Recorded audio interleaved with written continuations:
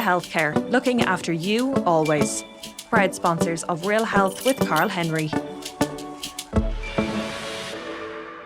Hello, welcome to Real Health with me, Karl Henry, in association with Laya Healthcare. He's one of the most recognisable faces on our TV screens, but Dáithí Ó Sé's career has spanned much more than the silver screen and the glamour of the Rose of Tralee. I'm very happy that he's joining me today as my guest for this week's Life Lessons episode. Dáithí, a very big welcome to the show. How's it going? Thank you very much. It's great to be here.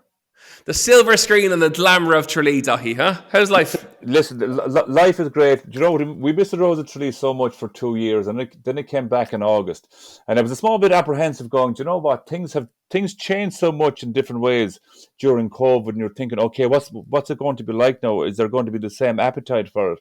So thankfully, there were more people out in the streets. The town of Tralee had a great season altogether, and the viewing figures for us were sky high again, particularly on the Tuesday. So listen, we were delighted to be back, and we're going into 2023 with the same gusto. How do you handle the nerves of that? I always watch it and think, and I've met you a couple of times, and I presenting on your normal day job is one thing, but the Rose of Tralee is such a big stage and a huge audience. How do you psych yourself up and deal with the pressure of it? Well, for example, would I be nervous? I'm not too sure. Apprehensive, yes. And I think there's a big difference between being apprehensive and being nervous. I think if you're being nervous and at a show like that, it can distract from what you're supposed to be doing. Like, you're apprehensive because the Roses have put a load into it. All the production team have put a lot of time into this. I put a lot of time into it myself. So you want everything to go well for people. But my mantra, like, I walk out on stage there, Carol, and this is with my hand in my heart. Like, I'm the least important person inside in the dome. And that is the way I go out there, and you walk out on stage, and there are 2,500 people in such great form, because everybody wants everybody else to do well, and there's no sense of competition really until you're announcing the winner late on Tuesday night. So you go into it like that. It's like winning streak, but you're not giving them money, but you're giving them a load of happiness, and that's the way I go into it every year. And TV wasn't always your career. Let's chat about some of the other jobs that you've had over the course of the years, and then how you got into television as well. Yeah, do you know what? Like, say, if you go back far enough, when I was in school, I was a butcher. I gave about around 4 years inside a butcher counter, and then I went on working on ferry boats in and out of the Blasket Islands while I was in college. And when I was just finishing college in Mary I had been out in the Blasket Islands for the summer working on the boats there. And then I happened to be speaking to somebody on the pier one day. He was part of a film crew, and he said, you know what, they're looking for people to do the weather on TG4. And I'm thinking, yeah, and they said, well, do you know, would you think of doing it? And I said, what do you mean? Like, if you asked me, would I go to the moon or be on TV? I said, you know, I'd probably have a better chance of going to the moon, the way things are going. So I never ever wanted or looked to be on TV. It's something I fell into. I went up then the following week to meet the people in TG4, and I said, actually, this is actually all right. It's not too difficult at all. Long story short, I gave a year and a bit part-time with them, as at the same time I was teaching. And then after about a year and a bit, I've never worked since, Carol. That's what they say when you find a job that you love, isn't it? That you never work a day in your life when you do something that you love. Yeah, it's as simple as that. And say, for example, one person said to me before, oh, you talk for a living. I said, no, I listen. Yeah. And you know yourself, Carol, from doing all the media stuff that you've been doing down through the years as well. Listening is the most important thing. And follow the conversation. That's it. It's as simple as that. And it's often one of the hardest things to do, even for people listening in who may watch you on telly or see other people. That listening skill is a very difficult skill to hone in many respects. Yeah, but it's the nicest one though, Carol, once you get a handle on it. Like, say, for example, just that slight pause between you and the person you're chatting to. And then you go again. Like, say, all those techniques that come naturally after a while. And that's when you start to enjoy it, I think.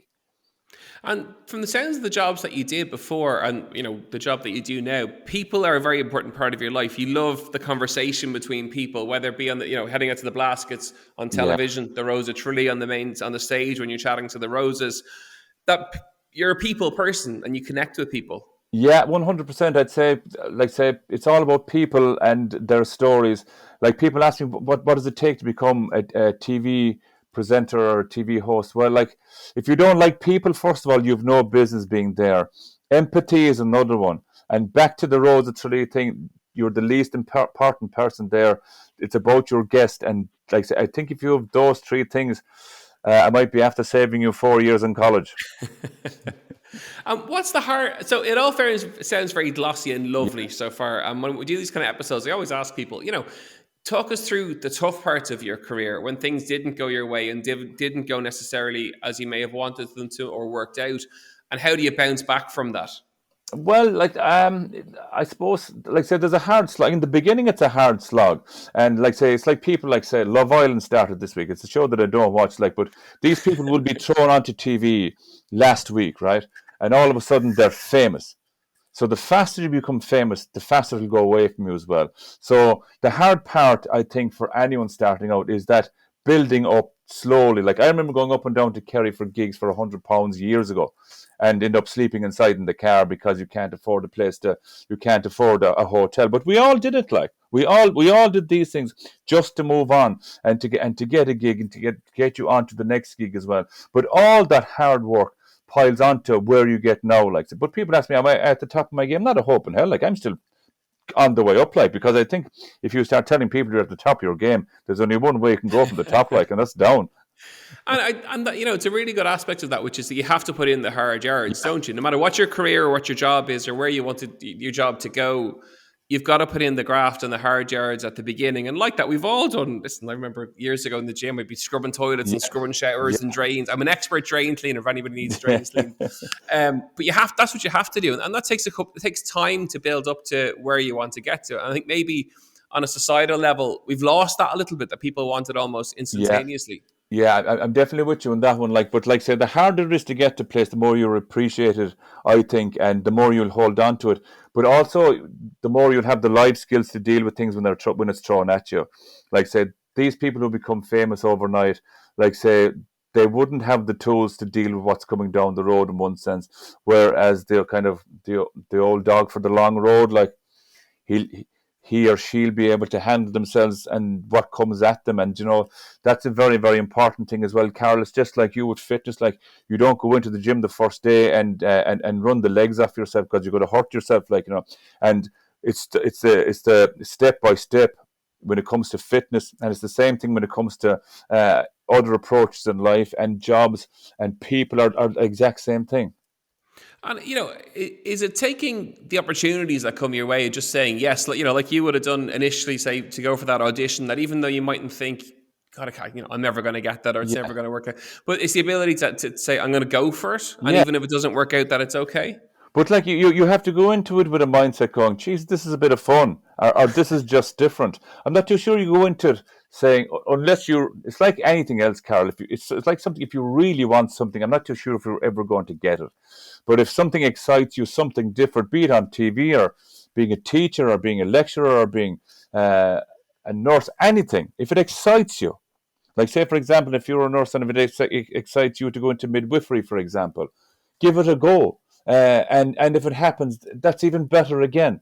But don't ever let yourself down by not giving it a go. You have to give it a go, because you just have to push yourself a small bit. And if you don't get it, don't look at it as rejection. Look at it in the frame of mind that, hang on a second here, I actually went for this. And that there's a lot to be said for that you have faith in yourself to be able to do things like that. And have you always had that faith in yourself, or that sense of optimism for life? Yeah, I probably would. And then, like I said, there are things I went for that I knew I wouldn't get, and but that was all right too. But I was curious enough to see what the whole process was about as well, and would have had that as an excuse in my back pocket to save a bit of face as well, because we all have to save face, Our listeners will be emailing me if I don't ask you. What can you tell us what they were, or some of those were, because they'll be all dying to know. Probably jobs when I was younger, going for teaching jobs that I really hadn't, like say, for example, like they're looking for a full-time, say, Irish teacher, and inside one of the big schools, and all of a sudden, like, you're only straight out of Maria, you're not going to get the gig, like. You're just not going to get. Like, you need to work your way up to get to that position, like, And but I kind of went along with the ride just to see what it was like. Maybe for what would happen down the road, to see if I had to take a few tools with me for the job later on. But I think that's a good thing to do. The first ever TV audition I went for, it was like that. I was never going to get it. Like I was just about 2 years I was way too young and never going to get it. But I went for it. And actually, when Operation Transformation came up, I'd already been through an audition once. Yeah. So I kind of been through that process, and it made me a little bit less nervous second time around. So I think there is something in that in terms of, 100%. 100%. just going for it. Yeah, just going for it, and having the stones to go for it as well is a good thing. Oh, absolutely. And tell us about your relationship with Maura. You guys have great crack working together. Fun. Yeah, we've good fun. I have Sinead Kennedy Monday and Tuesday, and I have Maura Wednesday, Thursday, and Friday. Sinead came on board around 3 years ago, so do you know what? Having two presenters with you, the week goes a lot faster, and it's good. Like we do two and a quarter hours of TV every day, and I think we really shook the show up a few years ago during the pandemic, where life was just very, very serious. And we wanted to create a place that was just fun. And it was a nice place to be that wasn't the news, that you could just have a bit of a laugh and a bit of an escape. And thankfully, we got a lot more viewers during the pandemic, and we've held on to them since then as well. So things are going very well. People are delighted. And you can just really feel there's just a really nice buzz up. But listen, we're doing it for 11 years, Carol. We want to be getting it right now. That's for sure. Folks, you're listening to Real Health with me, Karl Henry, in association with Laya Healthcare. We're having a lovely life lessons chat with Dáithí Ó Sé. Dáithí, last year's Rose of Tralee, my wife was watching and thinking, God, Dáithí looks great. He's been going to the gym, or he's been doing something. He looks so well in his tux. You do look after your health, don't you? Yeah, I certainly do. And I never did New Year resolutions or Lent. I always kind of started minding myself coming up to the Rose of Tralee. So I was always in good form for that. Then I'd missed it for 2 years and the gyms were closed. So I started training, I'd say last April, for the gig in August, where I was going to the gym 2 or 3 times a week, minding what I was after eating. I was after getting a scare as well that my cholesterol was high. So I decided to do something about that, chatting to the doctor, because I'd go to the doctor getting all my bloods done and waiting for the pat in the back saying, fair play to you, Dáithí, they're all right. Now go on my merry way, with the peace of mind that there was nothing wrong. So anyway, cholesterol was high, so I needed to do something about it. So the doctor said, listen, take a Benacol in the morning and see how you get on. So I did that, and we got it under control. So that, along with going to the gym twice or 3 times a week, plenty of water, and you know what? You're in better form, you're sleeping better, you're pooping better, you're doing everything better. You're in better form and you've more energy. So then, right, see what happens to me around January, February, I'm inside in the car a lot. I start getting tired, I start pulling in to get diesel and so on and so forth. But for 2023, Carol, I'm refusing to do that. So I'm keeping all year round. I'm down 2 stone as of last summer, and I'm still down the same 2 stone. So I'm very proud of myself. Amazing. And and it's tough though, isn't it? Like, in terms of, the good thing is that you go and get a checkup, you get the advice of a doctor, which is great. But also balancing that for the long term in terms of family, work, travel. Like you're like myself, you commute a lot. That's it's difficult, isn't it? It is very, very difficult. Like, say, people, I think it's how we view success, Carol, right? People view success with how many likes their Instagram post gets, right? My version of success is how much time off I have. They're my riches. So again, for 2023, I've put these blocks in place during the year that nothing can touch them. I didn't get away last year for a holiday. Reed and Ogie got away all right. But just the way, say, I took on shows when we didn't have Rose of Tralee for 2 years. Then everything came back last summer. So everything was piled up on top of each other. But I did stay in a good frame of mind, though, because I was minding myself. But for 2023, I have these blocks in place now. No matter what you're coming at with me, don't want to hear it, it's time off. So that's my version of success for 2023. And, by getting yourself in shape and losing that 2 stone, that's kind of, pushing out to go and work with the likes of Benacol, who you're working with, to help other people and to say to other people, go get checked, go take the advice of the doctor, don't put it off, because by getting checked is when you know what you need to do. Well, and that's the thing. For example, unless you get checked, you won't know if there's an issue there. And the good thing about it is that if there's an issue there, you can do something about it. You can't do something about something that you don't know that is there. We're talking about taking one step. do one step, lads, for a healthier heart, lads. We've only one heart. That's the way I look at it. But that's all feeding into my mantra for 2023. And I'll probably chat, Carol, in September and October, and I'm confident I'll be in the same frame of mind. So learning to say no is a big challenge for you now for this year. It's putting those blocks of time in place, creating that work-life balance, and saying no to things where you'd normally say yes. Yeah, do you know what? In the beginning, I was kind of frightened because I work for myself. I'm not a staff member in RTE, so I'm a sole trader. So as a sole trader, as you'll take all those gigs coming in just in case they dry up, and lots of people listening and watching this, Carol, will know exactly what I'm talking about. But you know what? You still have to have faith in yourself, and unless you put in those blocks to mind yourself, you mightn't be able to go and do the work. So you have to take care of yourself. It is so important. Like I'm going to be 47 years of age in June. That's only 3 years away from 50. Jesus. I was 41 last week. It made me feel very old. I won't lie to you. But you look like 31. That's the problem. You still have all that lovely black hair on the top of your head. Mine's gone grey. There's a nice bit of gel in it. And come here to me with the time off and creating it now. So that's important. You're recharging the batteries. What do you do in the time off? Oh, geez, do you know what? There's nothing nicer than closing the front gates and just be kicking the football with the young fella out in the garden, cutting the lawn, cutting back the hedges. I have some lovely fruit in the garden. We have a lovely mountain called the Slieve Aughty Mountains right next to where we live. We're very close to Tour Ballylee.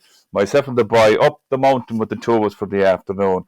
And you know what? It is just the nicest time ever. And that's one thing I learned during COVID when we weren't doing any of these gigs or anything. Where, hang on a second. Yeah, this is what it's all about. Like. So it's okay. So it's very much finding your thing. It's finding what you really want and then prioritizing that. And for you, it is that downtime. I get the hedge cutting thing. I get that. And I'm out mowing the lawn. Absolutely. There's nothing more pleasurable than mowing the grass. It's great. So I suppose for people listening, it is that, isn't it? It's creating that time for yourself and prioritizing that time for yourself. And even when it can be tough, you'll reap the rewards of it, as will everyone around you. Yeah, 100%. And you know what? There are afternoons that you just want to lie on the couch, and that is fine too. Like, you don't have to explain yourself to anyone. This whole people judging other people. And another thing for 2023, I'm keeping negative people as far away from me as possible. Just go away with all your negativity and all your negative thoughts and try to bring me down and pushing your problems on top of me. I don't want to hear it. And you know what? I think that's a good thing to do as well. And just you can tell them to, And do you ever get overwhelmed by everything? So you particularly with the TV work that you do and just work from a work perspective. No. Say I'm at a stage now where I only do the stuff that I really want to do. The day where I kind of have to do a lot of it is gone. I'd be asked to do different campaigns, and I'd turn them down on the basis that I genuinely couldn't come on here to talk to you about something that I didn't know a whole lot about or that didn't concern me, and I'd be totally bluffing. So no, I picked the ones what I want to do. With the Today Show, we do 170 shows a year.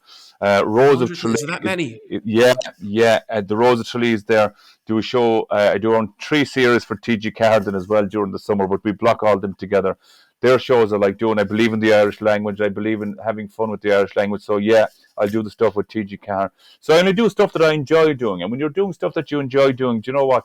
It just takes that kind of sting out of it as well. No, it mightn't be always like this, but it's like this at the moment. And we're living in the now. I tell you, I'm unmotivated myself after listening to that.